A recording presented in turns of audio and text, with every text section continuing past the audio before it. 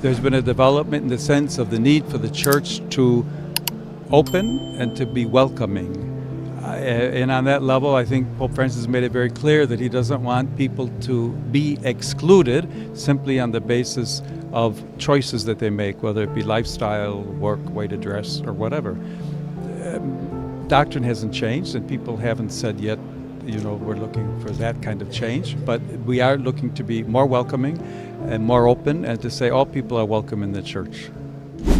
I quite like his comments purely because he caveated with doctrine hasn't changed. Because I imagine people will ask these kind of questions, try and catch him out, to try and say his hate speech and these kind of things. But the beauty about the church is you should come to the church out of curiosity. Something should draw you to church a lot of the time and invite anything. That's how people get to the church. But our view on the church shouldn't be so narrow as to the church should be there to motivate us. The church shouldn't be purely motivational, it should be transformative. He's not there to motivate you to get with the week ahead and to smash out the week ahead and to affirm everything that you believe that makes you feel good. The church is there to transform you and help point you towards a life with Christ and a journey with Christ, and to walk that journey with you, to call things out when they need to be called out, to love you and think when you need to be loved, to show you how to walk this life with Christ.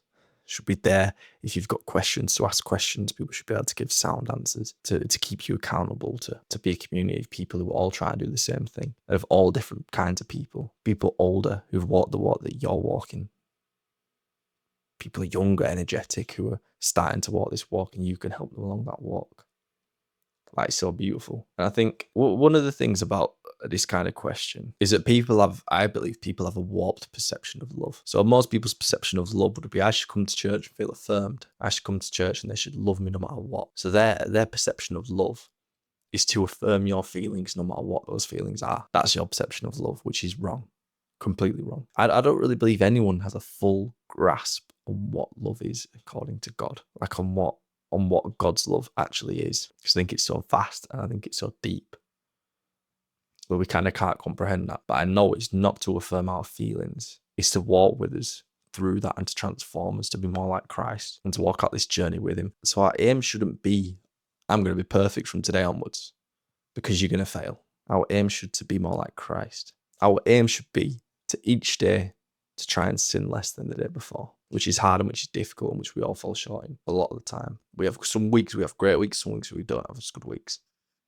And that's the beauty of the journey. I think it highlights, like, where's the line between acceptance and inclusion? Because everyone is welcome to church. Everyone is welcome to church, no matter what you look like, no matter the sins you've committed, no matter anything like that. There is no boundary that says you are not welcome to church. No boundary. Because who are we to put a boundary in front of you to encounter Christ? No one has that authority. But there's a difference between inclusion and acceptance. We can include you in church. You can come to church no matter what.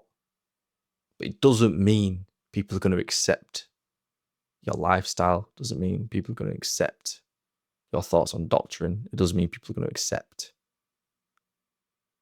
these things. Because love isn't pure acceptance. Love is people want to see you transformed to be more like Christ. And then you'll find satisfaction. And that's where hope is found. That's where joy is found. That's where peace is found. And it is a daily journey. So I think as I wrap up, is to find that line, because everyone is welcome. But not all behaviours are accepted, and that's okay. And that's why the church body is so beautiful, because you should find people who love you there. You should find people who have your best interests at heart, and you can walk this journey and wrestle with this to God with someone else who may have been through that, or may not, but just maybe wise in those areas. And a group of people can be accountable for you and with you and walk through that.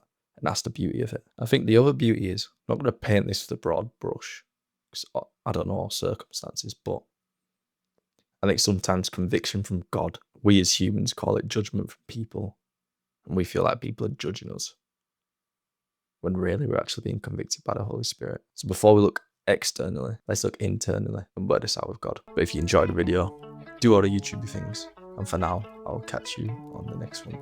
Peace.